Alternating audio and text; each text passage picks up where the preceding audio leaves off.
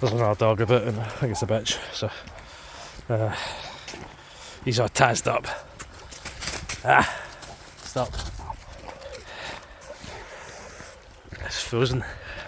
Beautiful, but beautiful in Scotland today, but frozen. It's about 2 degrees, so it's above freezing at least. But aye, where we were trying to get to was full of other dog walkers, and we couldn't get to a local bit, so he was a wee bit more excited because he's been locked in the car a wee bit longer, driving up and down to where he normally gets out. He's thought, I've been scammed here. Whoa! There you go, so Slippy. That's why he's on the lead as well, in case he hurts his silly, because just seen a squirrel there, so he's just pumped me down a big hill.